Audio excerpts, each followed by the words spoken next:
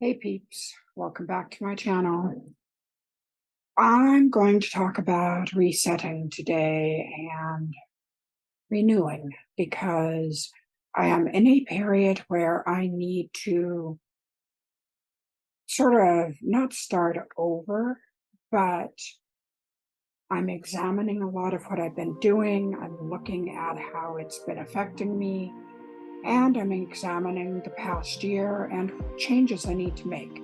So if you'd like to stick around for my journey, pull up a chair and we'll get started here in just a moment. So last time I mentioned that I was going to try to get back in the swing of making regular videos. My voice is improving. I had strained my vocal cords for a long time, but they feel like they're doing better. They still fade in and out a little bit, but that's okay. Over the past year and a half, I've had a lot of emotional ups and downs, and not to mention my chronic illness that I have has been flaring up and down, and I realized I've not been managing things very well, and it's time to take things in hand. It's time to start being much more deliberate about how I approach my work, my life, and all the other things that goes on with that. Last year, I was in a very deep depression when Kaylee died in December 2021. That was it.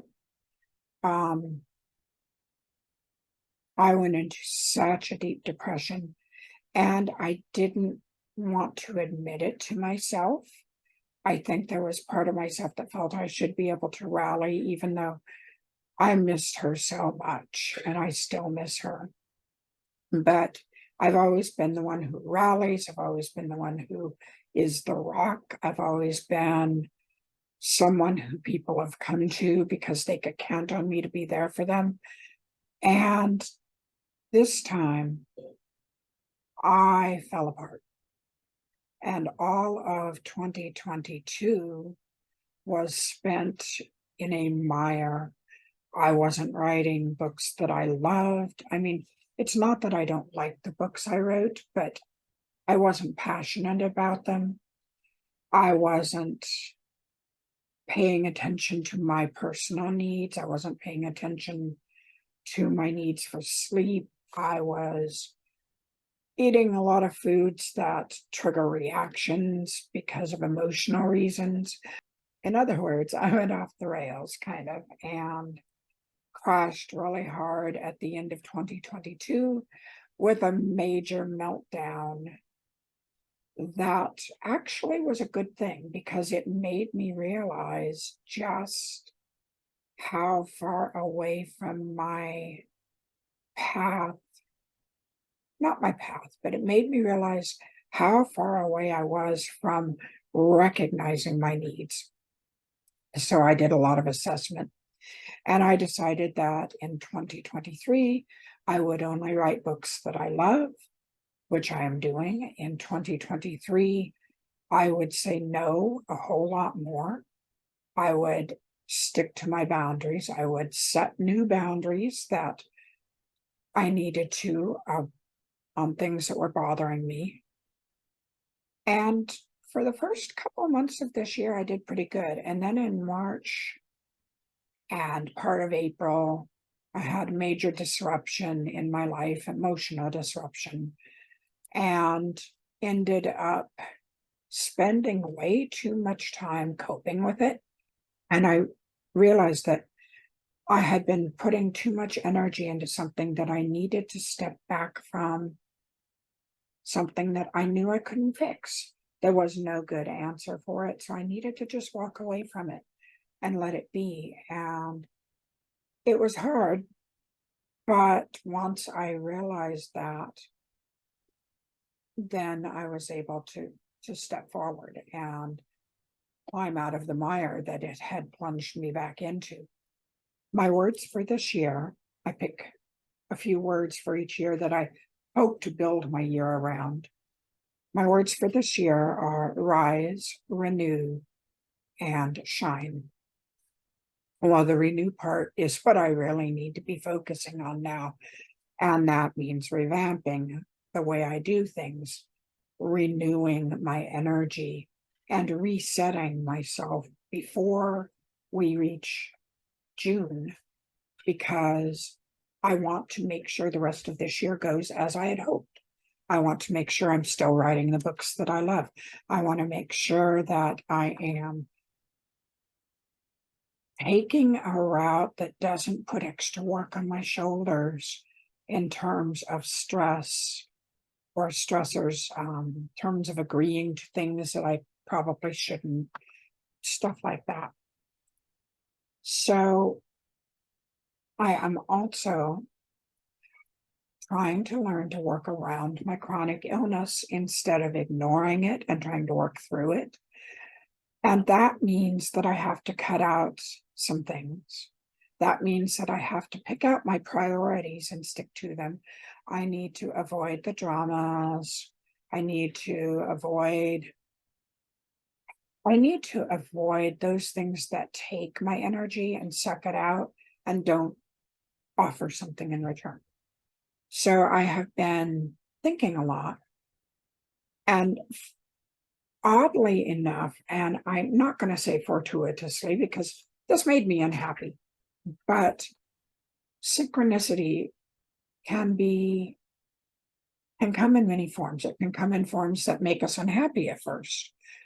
I realized the other day that the planner that I have fallen in love with for my household planner is no longer being made in the size that I like it.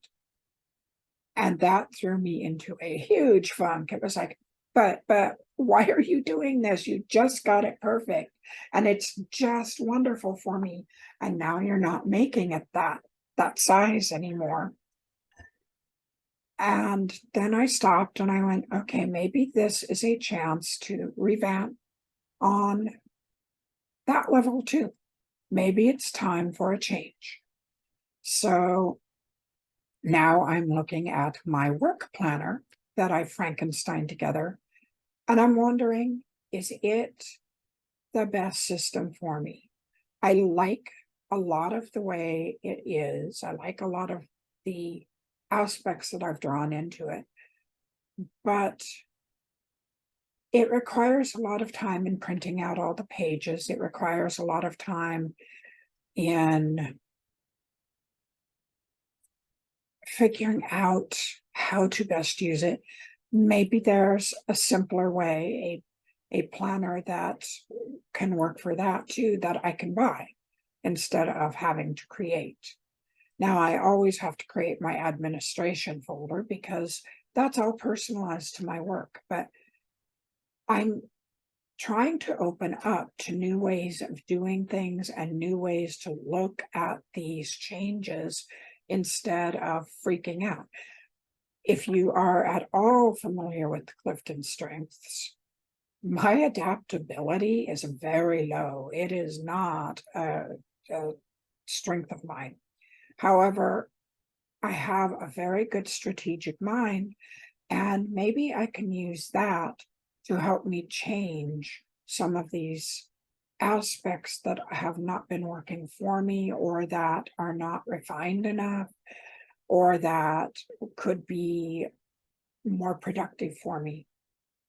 So I'm going to be going on a journey over the next few weeks and probably a few months, and I may decide to take you along if you want to go. Talking about new planner systems.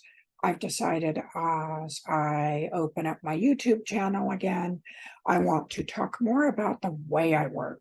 As an intuitive writer, there's not a whole lot out there. I mean, there are a few very good books on it now, but sometimes it can help to hear ideas from another intuitive writer, person to person, or through a video like this. So I have decided that I'm going to be pursuing that more on my channel, and I'm changing my playlist name that's called Intuitive Writing to The Intuitive Writer. And I will be talking more about that during the weeks and months to come, about how I work, about how I approach my work, because I believe that it can cross the boundaries between writer and other arts or other crafts to help people who are like an intuitive artist or an intuitive musician. Maybe what I talk about with the words won't apply, but the approach.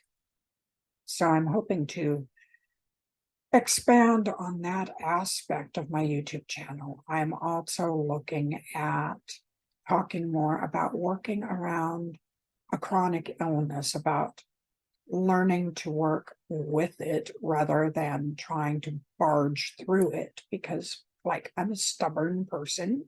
I'm very stubborn, and I don't like it when things interfere with what I have planned.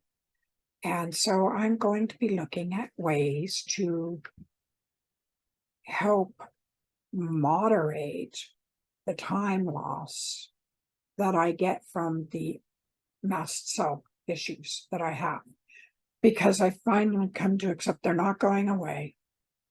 Maybe someday I can get them in remission, but right now they are not there. And how can I mitigate some of the effects that I get from them? How can I best approach it so I don't have as many triggers? In other words, how can I work with the illness hand in hand instead of fighting against it? Because as much as I would like to beat it with a club until it submits, it's not going to happen. So that's where I'm at. And I hope that you decide to come along this journey with me of self-discovery and discovery of my own process even more. After 25 years, no, it's been longer than that now, over 25 years in this business, and trying a million and one things that didn't work, and realizing that my personal path, my path as an intuitive writer, is just as valid as a writer who plots everything, or a writer who spends an hour every day thinking about what she's going to write. My path is just as valid, and a lot of other people probably are asking themselves the same questions of how can I approach this to get the best value for my time and put in less effort and reap more rewards. The old 80%, 20% rule.